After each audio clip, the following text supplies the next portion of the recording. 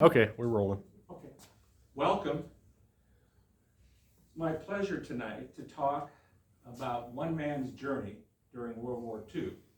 You may well be aware, if you watch Ken Burns' documentaries, that there were 15 to 17 million men who served in World War II. I did a quick research of just how many people the population was in 1940. There were 130 million people. If you I'm just doing deduction and this is not a scientific survey. If half of them are women, 65 million. If you erase the ones 16 and younger for young men, and the men 50 or older, you probably come down to about 35 million people. If 15 to 17 million men serve, that means in that category, that age category, 1 out of 2 people men in the United States served during World War II. Not 1% that we have today in our military. Anyway, you can see this all right. My father was born in 1925 and died in 2021. This picture was taken in 1971 during the height of his involvement in the Moni community. And so if some people kind of remember seeing him walk in the streets of Crete, you might remember him or had the opportunity to meet him at some point. In the year 1954, Allan DeMuth, along with his wife Joanne, moved their family from Madison, Illinois, to a 40-acre farm which had just been parceled from dividing into the original 90-acre farm. That farm is located across from the truck stops and has the Amazon trailers on it. So over there, close to I-57. My parents' original plan was to find from 3 to 5 acres to raise their boys in the country and experience the opportunity to have ponies or horses, etc. After having no luck with that endeavor, my father answered a newspaper ad for this farm. He saw its potential and made the arrangements to purchase it for the next 20 years.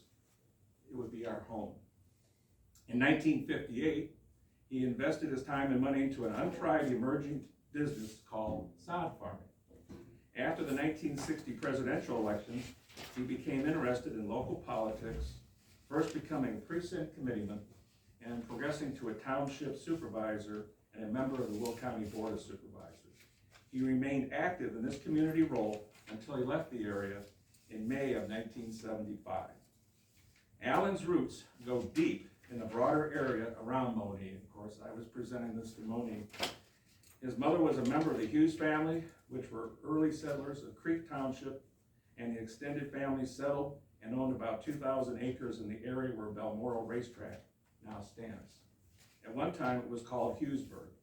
He was raised in his early years in Chicago Heights, but lived in Crete in the late 1930s with his father to raise chickens in order to survive the Great Depression. He left the area when World War II broke out. As a prologue, before we start the pictures, on December 7th, 1941, Allan DeMuth, a 16-year-old, was working at the Crete bowling alley as a pin setter. While at his post, he noticed that several people in the bowling alley were beginning to huddle around a radio by the front desk. He realized some big news story was being aired. Unfortunately for him, the only person that continued to bowl was the man assigned to his alley. Apparently, the person was oblivious to what was taking place. Understandably, Allan was frustrated that he could not hear the early broadcasts of the attack on Pearl Harbor. In 2 years, he would be drafted shortly after his 18th birthday and have to report to Great Lakes Naval Station for basic training on December 27, 1943. During those 2 years, he had decided to quit high school after turning 17 and had begged his parents to let him enlist in the military. They refused. So he followed his father to the Houston, Texas area to work in the shipyards until he was called to report to the draft board back in Illinois.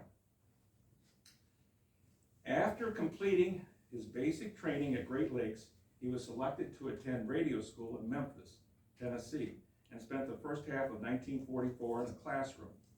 Shortly after D-Day, in June, he became concerned by the time he would graduate from radio school with an assignment, he would miss out in fighting the war. He asked to be reassigned to a general pool so that he could ship out overseas as soon as possible. While waiting for a ship assignment, he was assigned duty at Norfolk, Virginia. Finally, word came that he was to report to Pittsburgh, Pennsylvania in October of 1944 to become part of a crew for the then unfinished LST-888. The crew was housed in college dormitories until the ship was ready. Now, the first slide that we see here, right here, I have labeled this from boy to man in 30 months. The picture on the left here, your left, he's in front of the ship's helm, was taken shortly after starting his basic training at Great Lakes in January of 1944. He noted on the back of the picture that he was just a couple of months past his 18th birthday, 5 foot 9 inches tall, and weighing 117 pounds. The middle picture was taken while he attended radio school in Memphis, Tennessee, during the spring of 1944. The picture on the right was taken 1 week before he was discharged from the Navy on June 6, 1946. Notice on his sleeve his rank and classification, signalman, first class. A large number of the crew were dropped off in San Francisco and were discharged there. Allan made his way back to Crete, Illinois by train. Okay, next picture, slide, I call them slides still.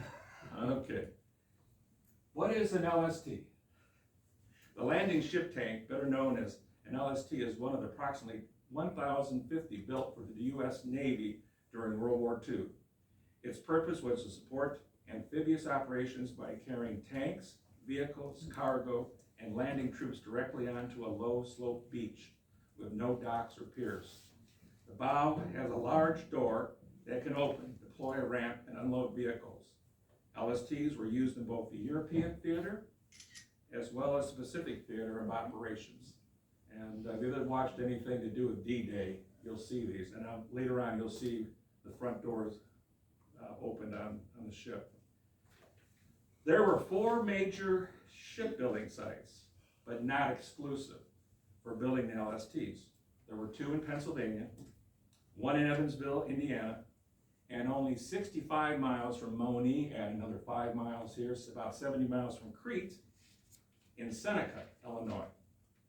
LST-888 was built and launched from Neville Island outside of Pittsburgh. An LST was typically 327 feet long, about the length of the football field, and 50 feet wide.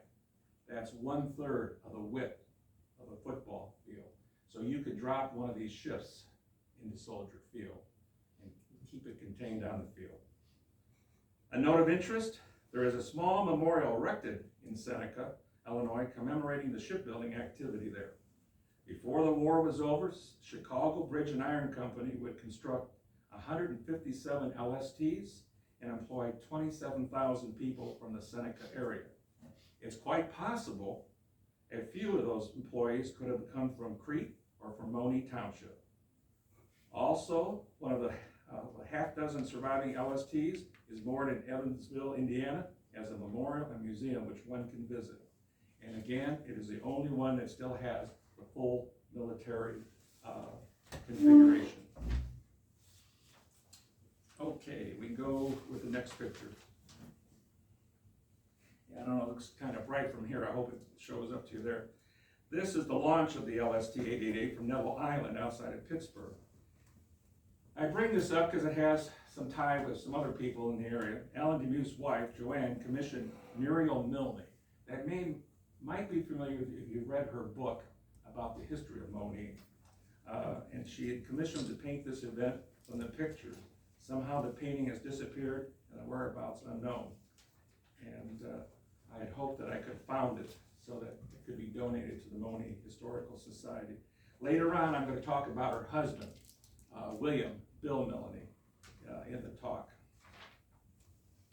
Okay, we're going on to the next one. Okay, very good. Let me see if I've lost my sheet. Yeah, here we go. No, that's not it.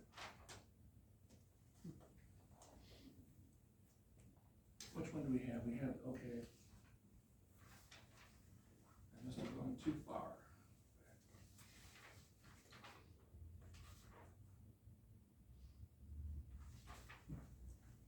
Oh, here it is. Okay, you got the crew, right?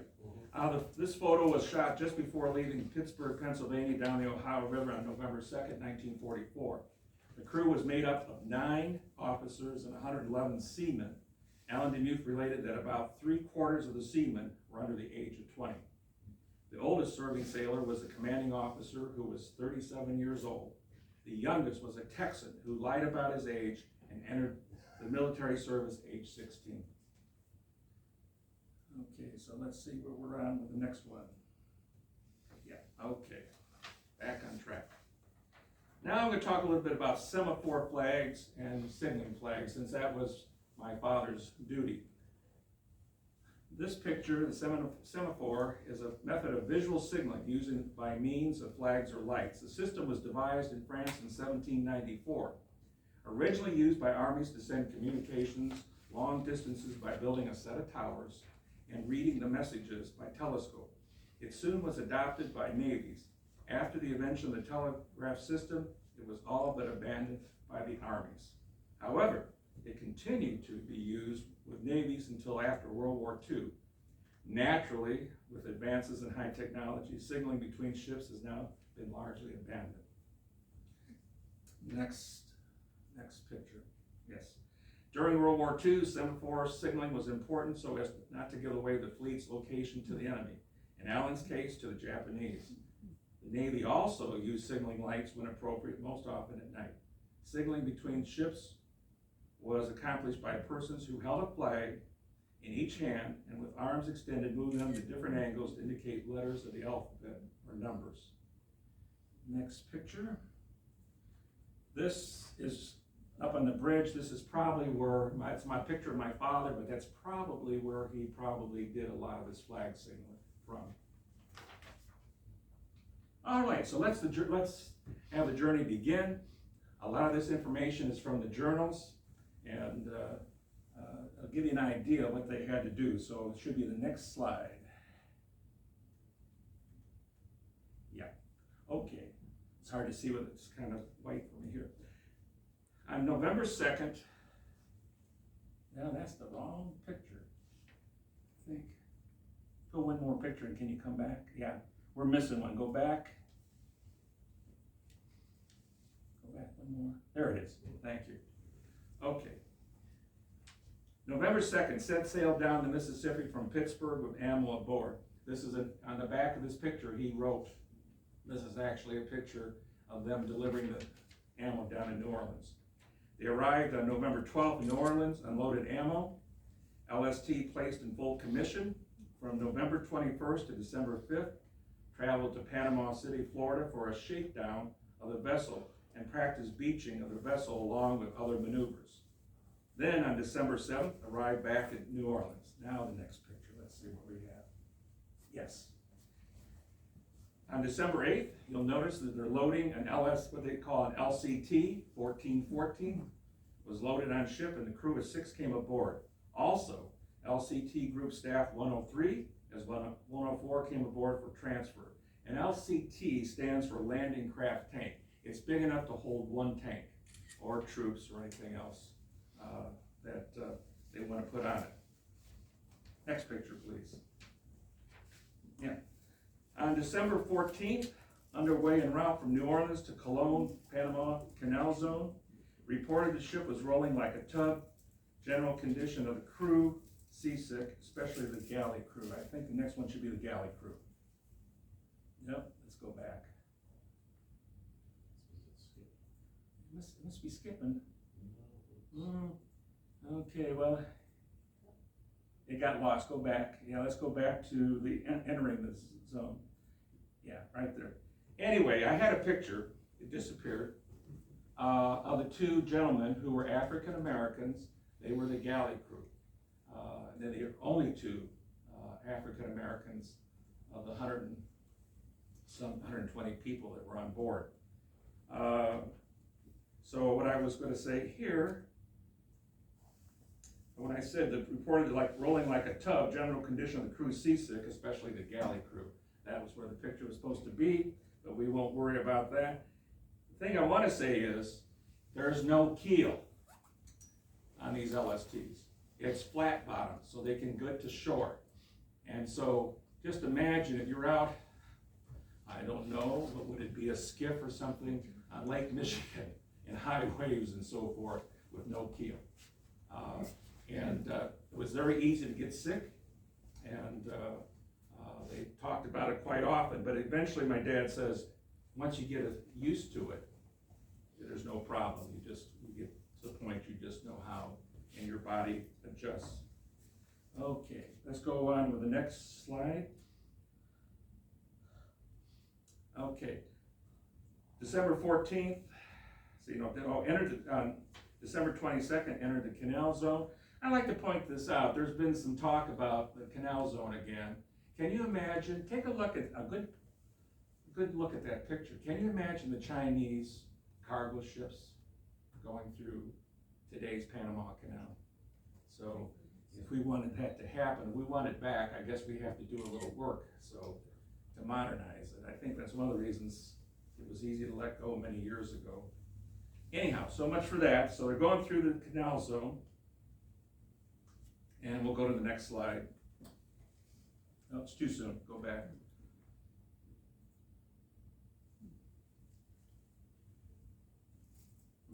I'm going to go ahead. It's missing a picture. Slide 12. Does it say the slide numbers? Yeah, it says 12. Okay, we'll leave it there then. Maybe I did. Okay. Maybe I did do this one. Okay. Took departure from the canal zone heading for San Diego, December 24th and 25th. Spent Christmas Eve and Christmas Day heading for San Diego. So that's how they spent their Christmas, out in the open sea. January 3rd, entered San Diego Harbor. January 6th, underway to Pearl Harbor. From January 16th to January 26th, loaded men and cargo at Pearl Harbor for the trip to the war zone. This included the 93rd AAA Gun Battalion, U.S. Army, the 773rd Amphibious Tractor Battalion, also the 336 Orthopedic Team Number 1. Rendezvoused with Task Unit 131006 off Diamond Head and set course for the Marshall Islands and eventually the Philippine Islands. From February 9th to February 22nd, spent time in Marshall Islands for preparations to the Philippines. February 22nd, underway to Leyte. Now, seasick again. One of the things I learned by going down to the memorial, which my dad never talked about, is these military, these Army people, they actually will show you how close they had to sleep in the quarters on one side of the ship. And not used to being on the ocean, they would get sick, seasick, and sometimes the vomit would get as deep as 1 to 1.5 feet before they were able to get unloaded. These were not pleasant times, but they had a duty to do, and they did it. So I found that interesting from that. Okay, let's see if, I'm hoping the next, that is a picture of Leyte. Let's see what the next one says. Okay. 13. Yeah. I'm not sure we got this, but that's okay, we'll work with it. So, they got to the Philippines to unload things with the Battle of the Philippines. General MacArthur saying, "I shall return." This time, I'll just mention Bill Milne, Muriel Milne's husband, was stationed in the Philippines before the war started. He was captured. There's a short, he never talked about it very much. My dad couldn't get him to open up. But apparently when Muriel wrote her book, there is a couple paragraphs that he talks about what happened. He was stationed at the air base on the Philippines and had to go naturally to Corregidor and down to the end to fight at the end. And he was on the Bataan Death March. He's one of 15,000 soldiers who survived the total war in Japan. He told my father and others that the day the war was over with, the Japanese guards just walked off. They could go anywhere they wanted to, but there was nowhere to go. If you haven't seen Ken Burns' series on the war, there is a gentleman who went through that baton. And whether Bill Milne tells you much about it, if you ever get that segment, he tells you what a miserable situation it really was. Okay. I'm not happy. Let's see what the next picture is. Yeah, there's some pictures missing. That's 14? Now we're at June 26th. Yeah, that's later in the presentation. Okay. Go to one more, let's just see what's going on. Yeah, we're too early, go back. Okay. Let's stop with the tank. I'm gonna just have to read some things and then we'll go on with those other pictures, but there's a picture missing that on March 7th, they picked up the beach party of men and equipment. This included the infantry combat team, medics, engineers, combat battalion 773, amphibious tractor battalion with the 17 other amphib tractors. Then on March 13th, retired for training area.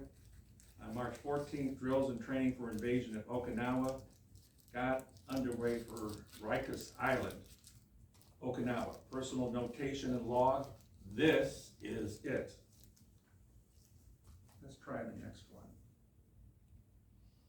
I think this will be it, yeah. Okay. March 26th, launched LVTs, their landing vehicle track. Sighted first Japanese plane, unloaded 4.2 cm high explosive shells to LCTs to carry to LCIs. LVTs return on board.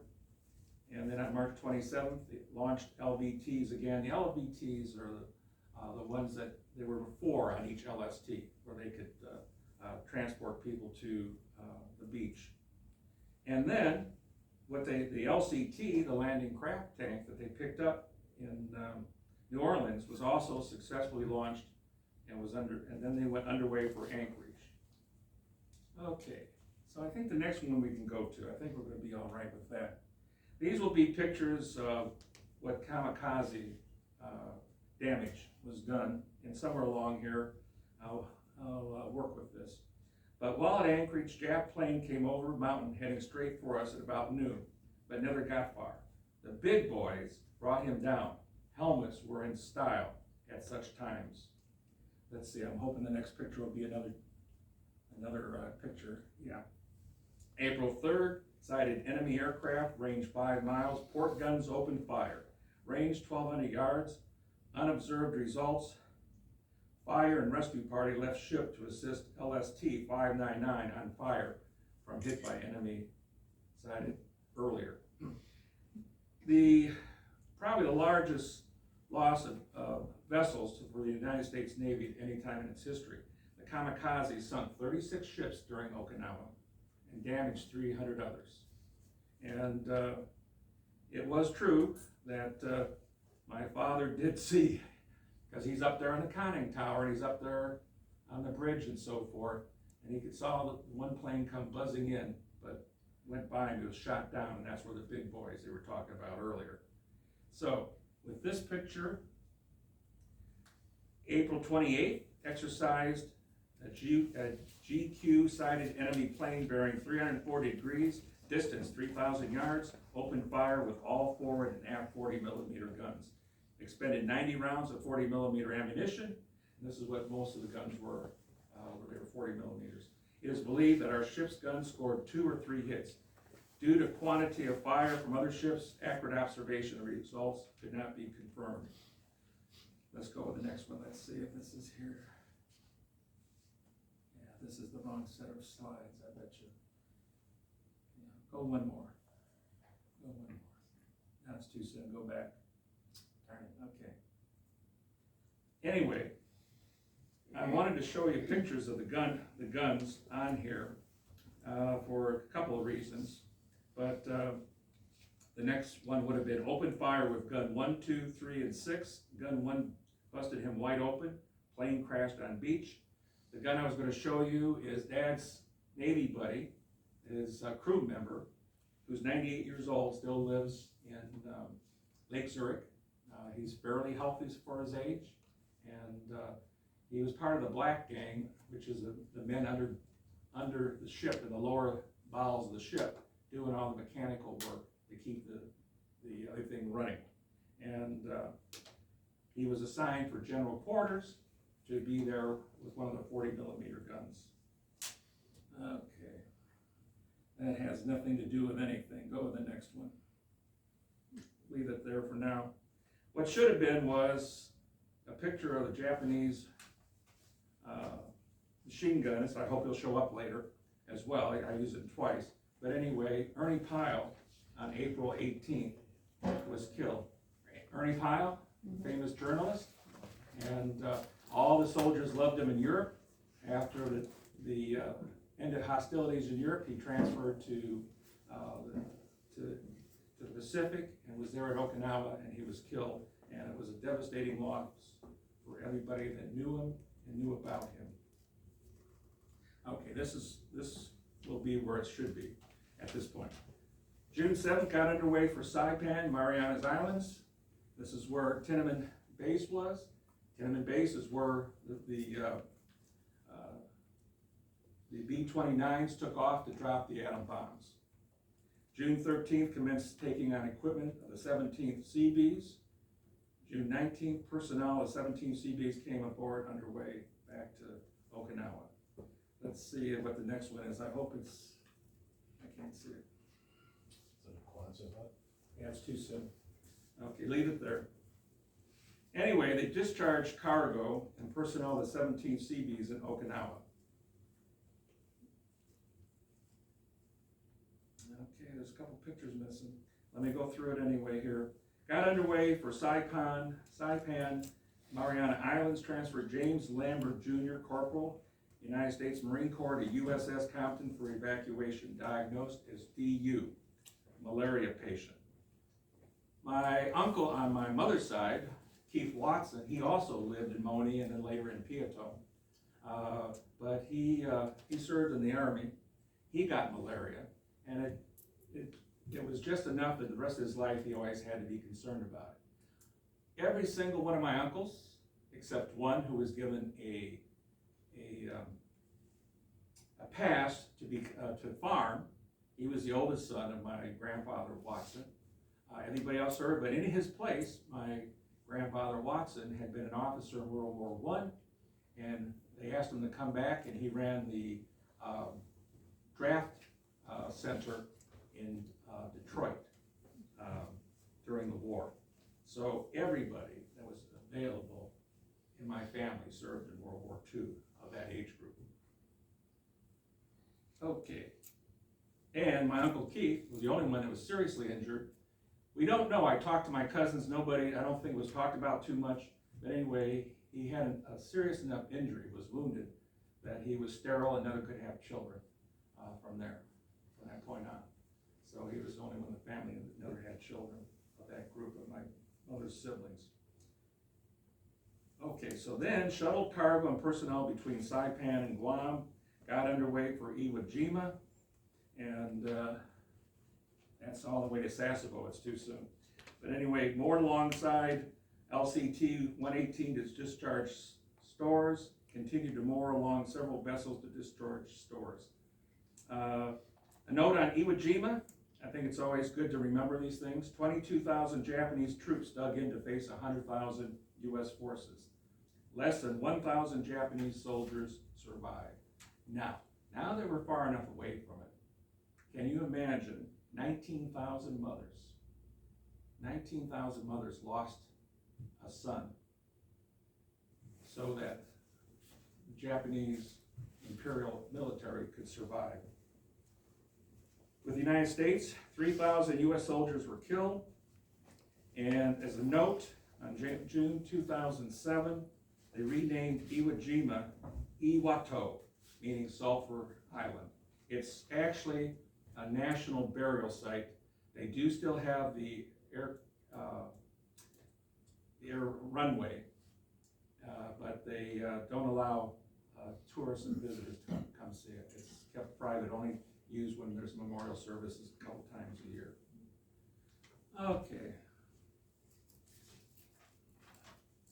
Okay, now here's the Quonset huts. On September 22nd, they anchored outside entrance to Sasebo, Japan. So I'm going to just use this. It's kind of small, but when we talk about this, Nagasaki, Sasebo, all these places I'm going to talk about is in the lower part of Japan, right in this area, right down here at the bottom. It's on the back side. This would be your eastern side. This is the western side facing China and so forth.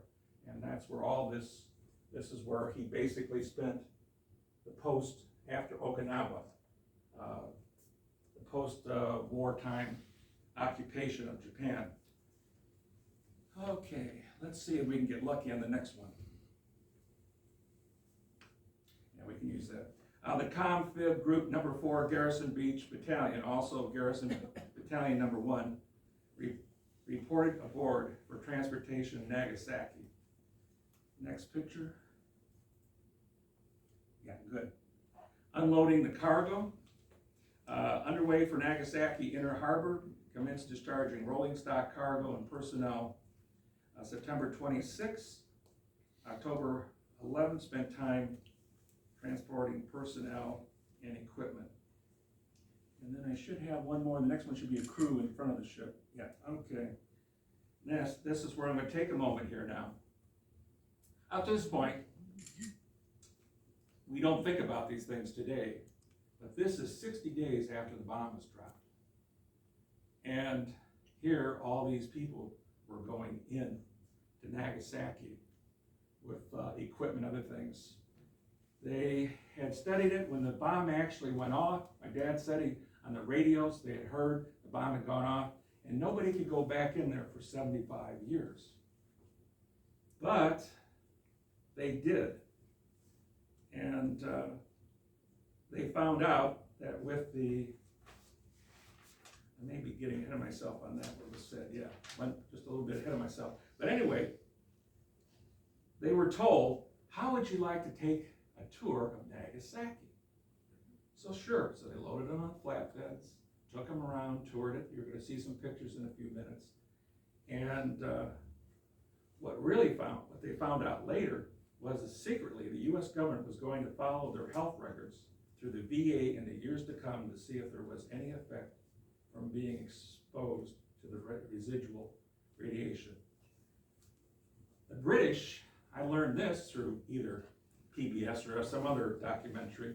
The British did the same thing. There was a documentary about a famous wartime photo photographer from Britain who also experienced that. They took him around the tour so they could do it later on. Nobody knew about it until the 1986 Freedom of Information Act kicked in, and then they found out what had taken place. And they talked about it and talked about cancer screening and so forth. But boy, he had at least 20 of his fellow crewmen that made it into their 90s. So God bless them on that one. Okay, so what I want to do here then, let's go. Here is what they saw when they took their tour. Let's hope that, all right, very good. How are we doing on time? Okay. Let me start with this one. Does it say what number that is? 24. Okay. Anyhow, I've got a couple articles, kind of keep it short, but what I'm going to do is what they did on this picture and the ones to come. 3 square miles of the city were obliterated. So that's 640 times 3. 2,000 acres, completely obliterated. 2/3 of the 240,000 residents were killed outright or hideously injured. Within 5 years, at least 140,000 people died. After measuring levels of residual radiation throughout the city, technicians from the U.S. Strategic Bombing Survey felt the site would be barren of plant and animal life for 75 years. But wrong. Seasonal rains and powerful tides cleansed the land and harbor of fallout much faster than expected. Within 2 months, the first seedlings began to sprout.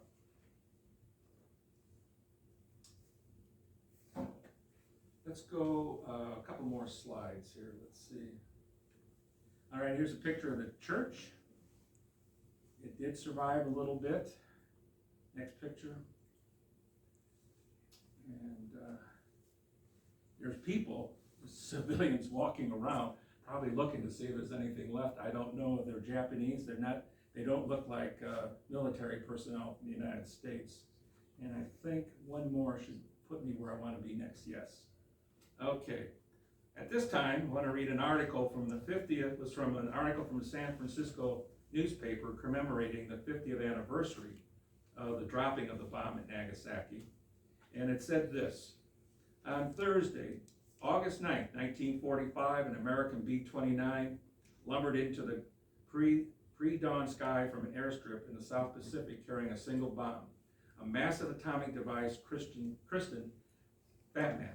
The bomb's intended destination was an arsenal in the Japanese city of Kokura, but dense fog obscured the target. After making 3 fruitless passes, the pilot turned the bomber around and set course for his backup target, the huge Mitsubishi shipyard in Nagasaki, where the torpedoes used at Pearl Harbor had been built.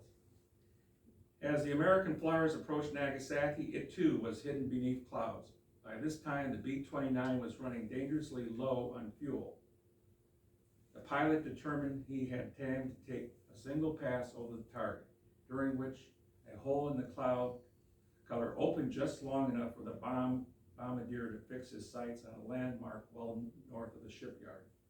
Batman was dropped from the bomb bay at 11:02 a.m., exploding with a force equivalent to 22,000 tons of TNT, nearly twice the firepower of the bomb dropped 3 days earlier on Hiroshima. American military leaders had hoped in vain that the devastation inflicted on Hiroshima would prompt the Japanese to surrender immediately. Toward that end of August 7th, a propaganda mission had been launched to spread news of Hiroshima's destruction throughout Japan. 6 million leaflets asking people to petition the emperor to end the war, lest atomic bombs be delivered to other Japanese cities as well, were dropped over 47 urban centers. Ironically, these leaflets were not distributed to Nagasaki until August 10th, 1 day after the city was destroyed. Even after the bombing of Nagasaki, several influential leaders of the Japanese military refused to consider surrendering. Only when Emperor Hirohito interceded on behalf of peace did Japan surrender. Okay, let's see if we should have 1 or 2 more. Yeah, let me do this.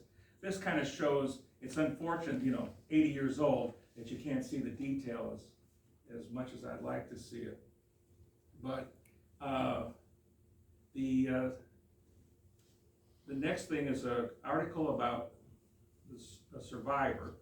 And I think I'm doing all right. I don't want to bore anybody. Would you like to hear the story on this? So I think it's interesting. It's something for us to remember.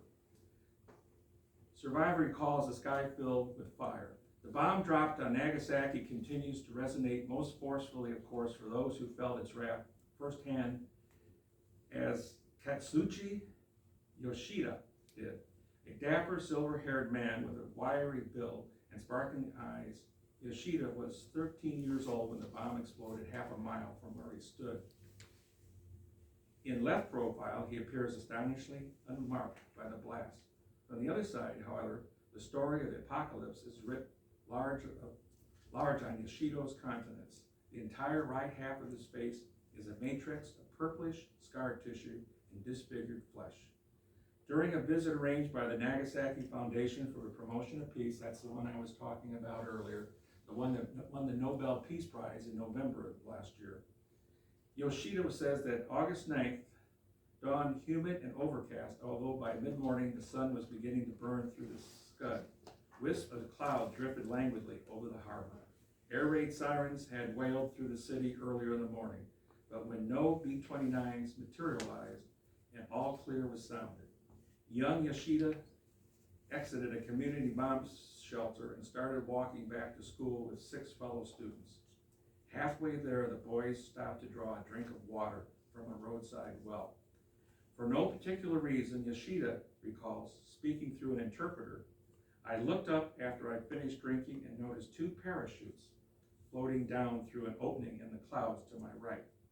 Then there was a blinding flash, the sky filled with fire, and I was hurled across the road into a rice paddy. In that instant, time seemed to slow down like a dream. I remember very clearly the sensation of flying through the air, my body curling against the intense heat, the impact of slamming into the ground. When I regained consciousness, I looked down at my arms and saw the skin had peeled off in sheets. It hung from my fingertips like a torn shirt. The exposed flesh was bright red in blood, but strangely there was no pain, not at first. In shock, I told myself it was just a minor burn, that a little tincture of ammonia would cure everything. Then I noticed all the people staggering down from the surrounding hillsides, groaning and screaming, small children crying for their parents. People charred so badly that it was impossible to tell men from women. The Urakami River was choked with the corpses of people and animals. Having survived the blast, Yoshida spent more than a year recuperating in hospitals outside the ruined city and endured 13 operations. Yoshida confesses that at first, I hated Americans for what they did to me. I didn't understand how any nation could use such a cruel weapon on human beings. But in my old age, I have learned that holding a grudge does nobody any good. I no longer hate Americans. I only hate war. Today, the city has a population of 404,000 people. These articles I read to you in 1985, actually 1995, but only 50,000 people had come back to live there. More than 1 million Japanese visit what they call Hypo Center Park and the adjacent Atomic Bomb Museum. Hypo Center Park is where those parachutes came down, and about 1,600 feet above the ground, they detonated.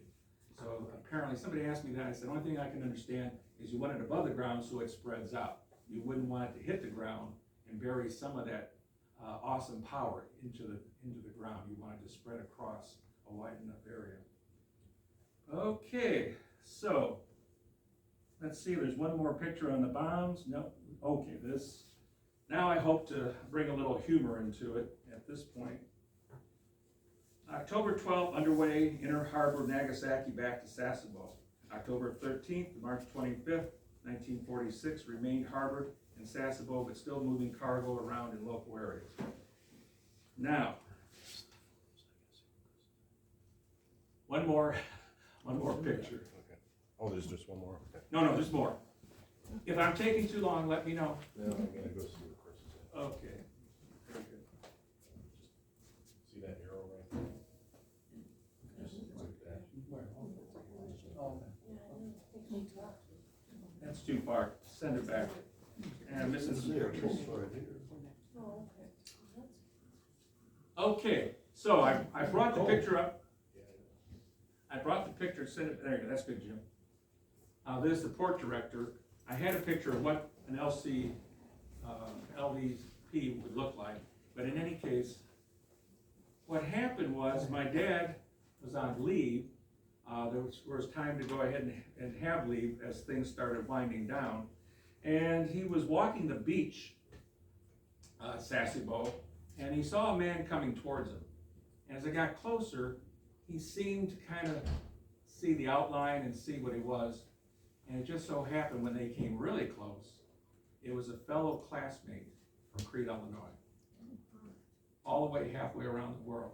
My dad had talked about the man's name. I can't find any information on it, but they really enjoyed each other's company.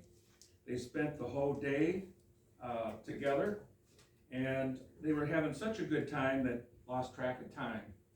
And so my father ran back to the launch area to catch one of the ferry boats, or you want to call it, the LCVTs, back to his ship. As he got down close to the launch area, the boat took off, the last one for the night. And he goes, now what do? Well, I wasn't alone. There were 6 or 12 other people that had the same problem. Somebody suggested, well, here is a boat. It's the port director's boat. And so they said, okay, let's take that.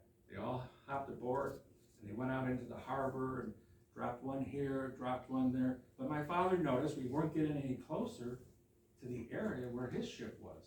And he began to get worried when he got down to the last 3 men. And so by the time it was over with, he was the last one. Now, what do you do with a port director's boat out in the middle of the harbor? And how do you get to your ship? And what do you do with this boat? Well, he knew where he was, but he couldn't quite tell. Fortunately, because of his work, he knows about charts and so forth because of where he works on the ship. So he stopped by a ship and asked those on watch if he could come aboard and look at the charts to get where his bearings to go where he was. So it was the Port Harbor's boat. Who's going to argue? So they let him aboard. He looked at the charts, figured it out, got over there, got to the, I wouldn't call it a dock, but anyway, it would be like a dock, the long, now I forget what the right word is. Breakwater? Not breakwater, but it's where they can just tie up along. But in any case, he gets off, shoves the boat out, and then walks to his ship. And he was on duty the next day, and he could hear on the radio, and there was cussing and cursing, and the port director said, "Where's my boat? I'm going to catch these SOBs. I'm going to take care of them and strangle them, blah, blah, blah." And he just smiled. He never got caught. But just kind of shows you what young people will do. And he was lucky at this time. I think we're going to get the machine gunner next. Jim, you can click it. Good. All right. So during this period from October of 45 to March of 46, there was more flexible time for liberty and taking in the Japanese culture. The notation that my father made on the back of this picture reads, "Had lunch in this fellow's home in Sasebo." I mean, the Japanese, they lost fair and square. They didn't fight. They just accepted the results. And really, a lot of the Japanese, when I get to the next slide, I hope it's there, was really, they had a lot of contact with Americans and so forth. So the average person had no misgivings, they were willing to go along. So go ahead to the next one. I hope it's the coal merchant. Very good. Now I don't think I've got, I can't read it from here. I'm going to come around. You can read it for yourself too. But spent many pleasant afternoons with Kiyosho Manabe-san and his teenage daughter Taiko. His wife was never present in the den of his home with us.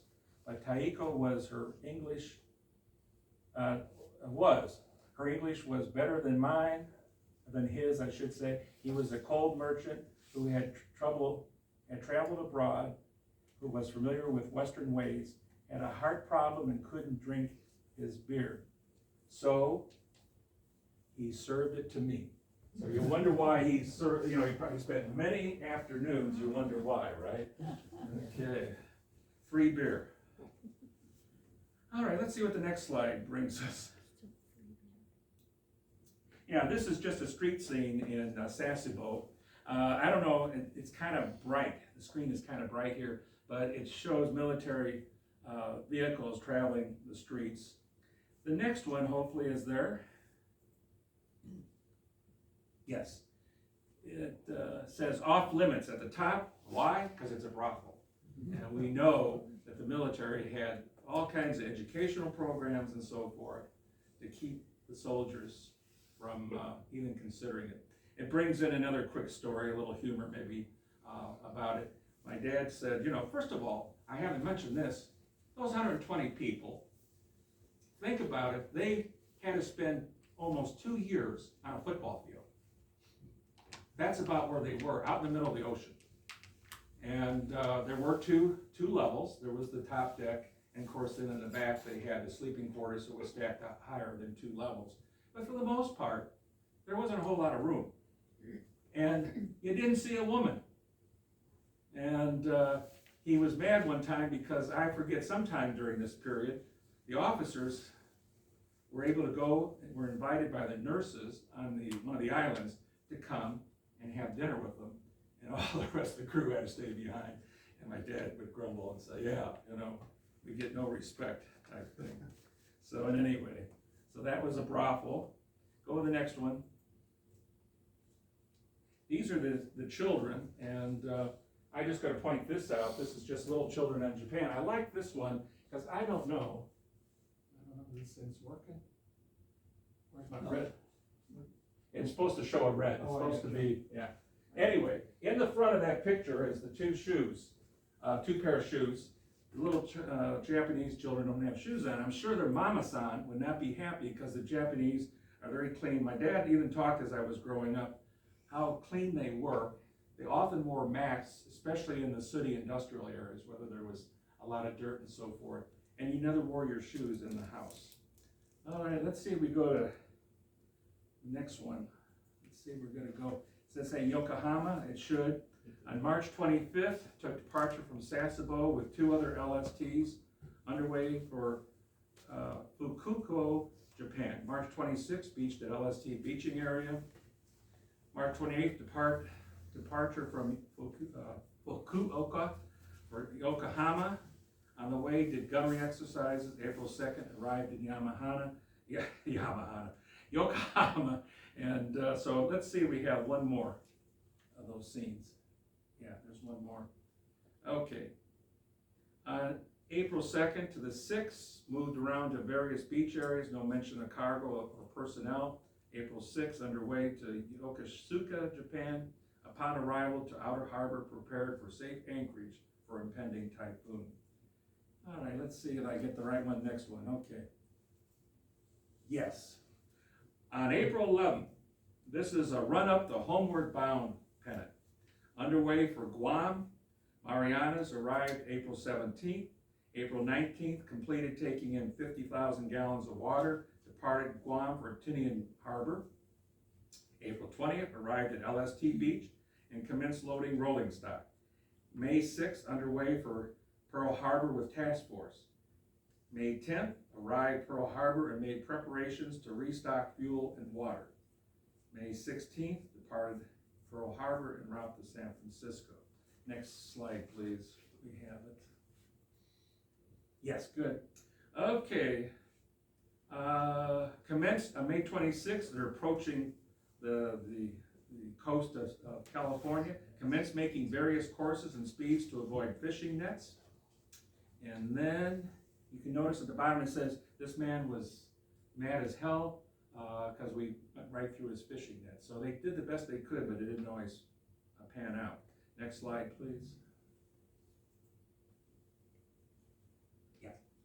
Okay, the Golden Gate. May 27th, stopped all engines. Mr. Schroeder, pilot, came aboard from a schooner, California, entered San Francisco Bay and passed under the Golden Gate Bridge.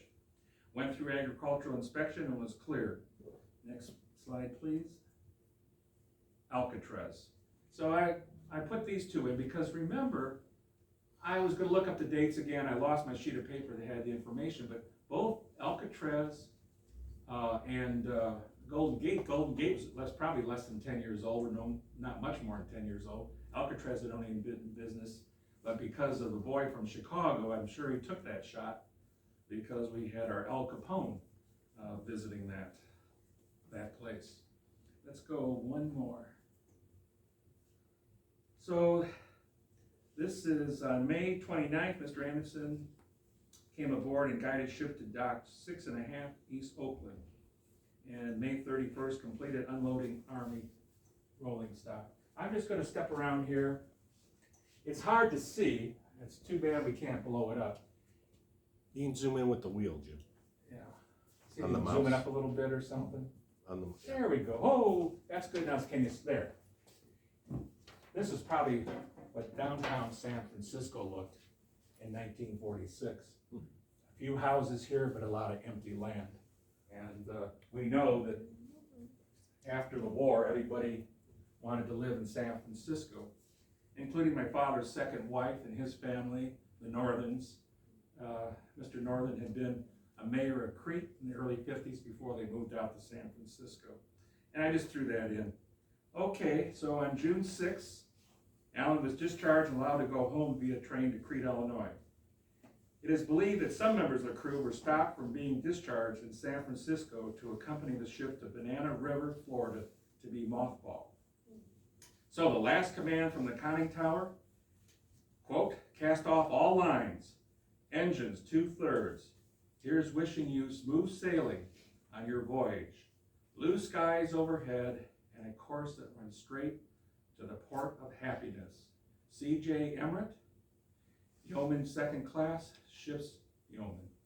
Okay, Jim, one more. There should be one more there with showing the flags again. So this is, huh? No, you got it. No, you're okay. You got it there? It's not really important. It was just a cue for me. Okay, so we talked about the Semimore flags. There is a historical significance. It's always, I like to bring in how it's passed down in certain ways. So, I'm just going to give a little demonstration here. And I don't have them all, but I know the first ones are easy because you would start here, and then this would be A. I'm not going to hit you, right? B, C, D, E, F, G, H.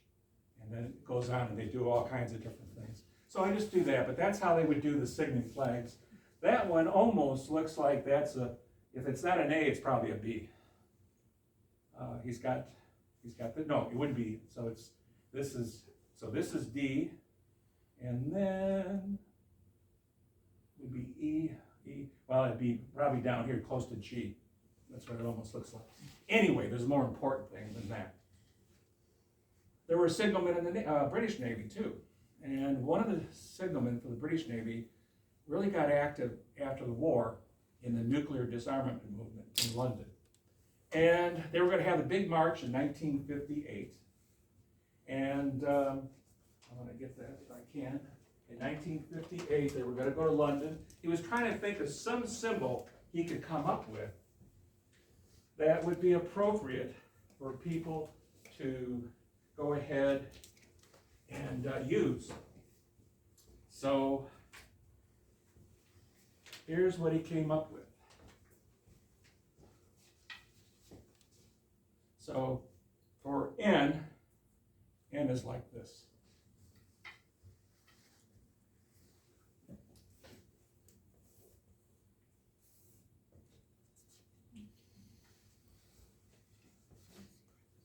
D is like this. Nuclear disarmament.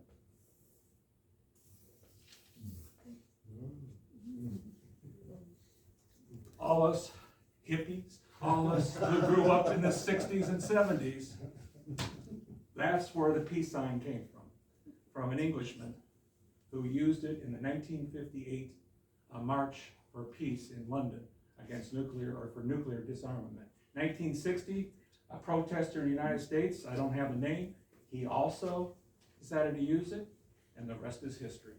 So I just had to throw that in, that it had some significance. And there's other things, from that greatest generation that influenced how we thought and how we did our thinking. So with that, I thank you for your attention. I hope that I was enlightened to you, and from there, I think probably turn off the camera and ask questions. If anybody wants questions, what do you think? You want to leave it on? Yeah, I'd rather keep the camera on if that's okay with you. Sure, no problem.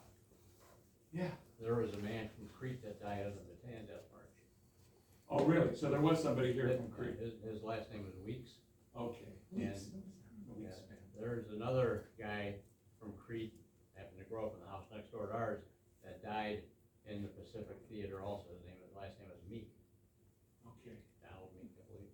Okay. But the Weeks name I remember. Well, there was a mayor in Crete named Weeks. Could have been it. Yeah. It was his relative somehow. Howard? One of our members in government, Sajak, I don't know if Sajak is from Stager, but his dad survived the baton death march. Oh, okay. John Sajak, I don't know what his father's name was. Do we have a Sajak in our class? What was Sajak? I remember that name too, but I don't. Okay. Well, that's interesting because Bill Milne was the only one I knew of in Moni, but, yeah, matter of fact, Christie had pulled out a Moni monitor saying this man is lost, Bill Milne is lost in the Pacific somewhere, they're looking for their son. He was on the Bataan Death March and they just didn't know it. Oh, Yeah. You may have said it, but I missed it. How many people were on this ship?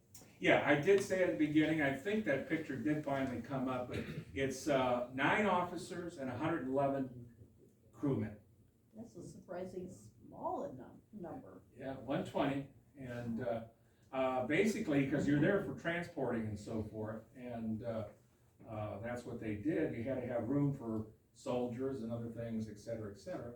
But yeah, that was the typical number for an LST. Yes. You said they followed your dad's medical history. Did Yeah, anything come of the? Yeah, that's, I think what you're asking me, as far as he knows, there was nothing wrong. He lived to be 90, almost 95, almost 96 years old. He did have prostate cancer, but that could have been from anything. And otherwise, he was pretty healthy up until the last year. so it wasn't like the Agent Orange they put on our boys in Vietnam. No, there would not be anything And like that that. was another experiment. Yeah, yes, exactly. And that's a good question for another time for somebody else that does a Vietnam thing. But it seems like short-term radiation may not have as much impact if you were stayed there or were there when the initial impact was. You know, one thing, they gave Jimmy Carter his funeral and they talked about a lot of things. I never saw any news station show that when 3 Mile Island blew up in Pennsylvania, that nuclear power plant, he took his wife by his hand and walked to let people know that as long as you kept your distance, there was no danger. After all, he was in charge of one of the first, Jimmy Carter was the first nuclear submarines, and worked with Rick Offer, and had to go back to the peanut farm because his father died. But yeah, so short-term radiation probably not too bad, but they didn't know. So okay, how many volunteers are you going to get? So you keep it secret, you run these things, and you find out in 1986, oh, I was a guinea pig. I was in Japan a couple of years ago, and there was a gentleman whose mother was pregnant with him, and she had cancer, but he was sick as a child, but he was in his early 70s and he was still thriving. Okay, all right, So interesting. Yeah, there aren't too many left from the survivors, and they got the Nobel Peace Prize, and they should. but that was the one thing like we were talking about, Yeah. because they were jumping in the water and their skin Yeah. was just coming off. Yeah, I read the book Hiroshima. It was published in the 60s when I was either a junior high or high school student, somewhere in that time period. And it made me sick the first time I heard it. They had a story about a gentleman who tried to pick up a lady to put her in a boat, and the skin just peeled right off. And as a young man, it was kind of shocking, never having seen anything like that before. So, There was a fella in Chicago Heights, Howard Hoover, and he was, I don't know what they would be, captain or whatever, but of a boat similar to what you had, but it was for troop deployment, where they would put in, open up, in and out. And he had a tough time living with that the rest of his life, because they would go into shore, put it in reverse, and everybody was out. And sometimes, depending on the water depth and everything else, it was, couldn't get back out. is what they you said. couldn't get, and he said, no matter what, you live with that the rest of your life. Yeah, And, you know, you do it because you can't beat you, you know. right. You gotta do the best you can. Of course, we know. Yep, we know in D-Day, look what happened there. My brother-in-law put 52 missions in a B-24 over the Pulaski oil fields and stuff. Made Oh, it. wow, very good. So, you know, a lot of people don't realize what this freedom has cost us. Yes. It's, I mean, it really gets upsetting sometimes. yeah. Well, I can't agree more, and really, when you stop to think about it, it is the greatest generation, because They wanted to get on with their lives, they came back. They had heard and seen the rape of Nanking, they had seen the Holocaust, they had seen the way the Japanese treated other Europeans at the concentration camps, not only for soldiers, but how they treated the civilians that they captured in the Philippines and so forth. And you just kept going forward. You just did what you have to do.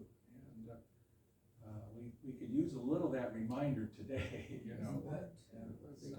So the Japanese was putting water, the one too, that was, was a movie made where the Japanese had kept pouring the water down this guy's mouth, and then they actually got back together again too. Wow, okay, isn't that interesting? Well, it is amazing, the Japanese are now one of our strongest allies, and I know there was a lot of hate in this country from the sailors that came back and, against the Japanese and so forth, but they have proven to be true allies, and like this man said, as you get older, you just forgive and you hate war. It's not so much the individuals that you hate, so. And the saying is not to forget what history was, to repeat history through our mistakes, you know. Right.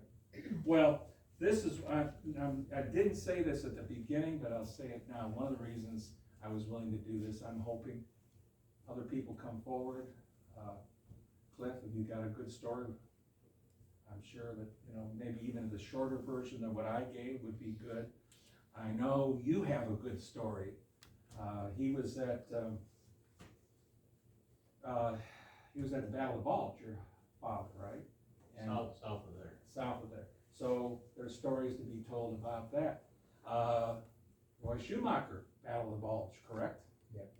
And so some of these should be recorded for the local historical societies, and that's one of the reasons I went ahead and did this. It was a little bit of work, but I really enjoyed it, because why? He had all these pictures, sit there and not share them with anybody. Didn't seem right. Didn't seem right to throw them out. So He kept all that information all those years. he kept it. Yeah, I've got more to share in other areas It's too. amazing how he recorded everything. Yeah. Well, this part the recording that I did, a lot of this recording came from official logs that you could get later. Now, my understanding, talking to the LST museum down there, that not anybody's log was kept. So they're interested maybe, so I may take some of these pictures, they can digitize what they want, and have it for the museum down there. And then I'm going to pass them on to this Bill Ellman that I was talking about. His grandson's big on military history, and I'm going to turn over the original pictures to him, so that he can do what he wants to. But I've got at least the more important ones that I'm going to keep, that are, you know, important to me and important to the community here. So, anything else? I'd like to applaud you on your presentation.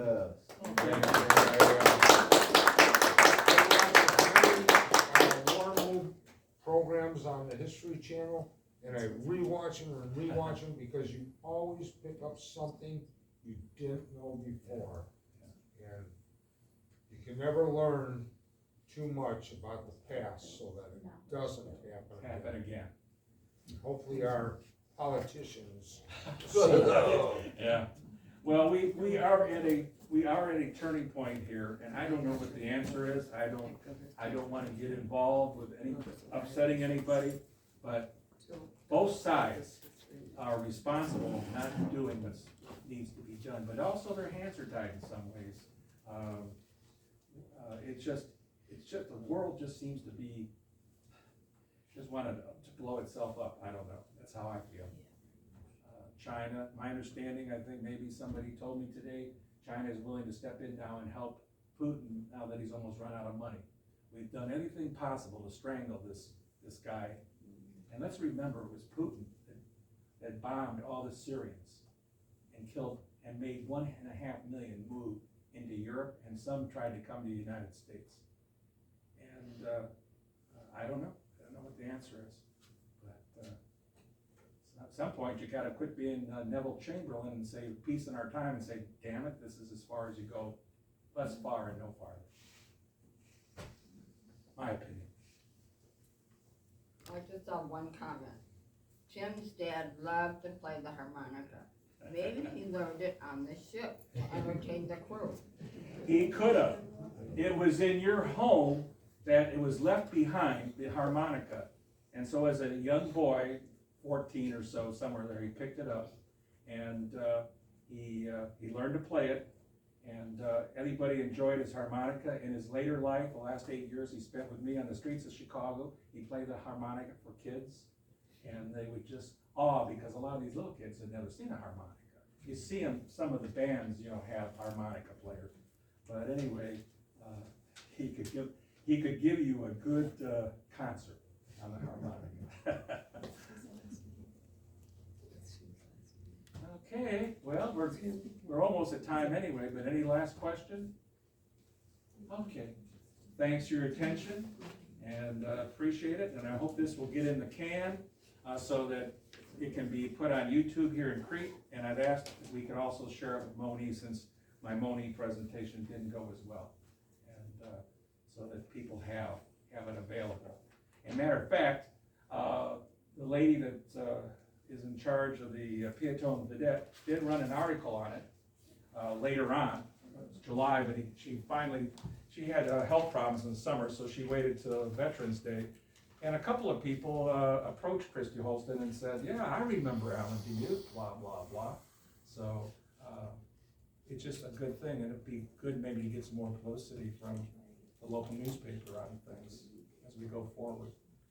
Okay, I think my voice has had enough too. Okay. Thank you, Jeff. Thank you.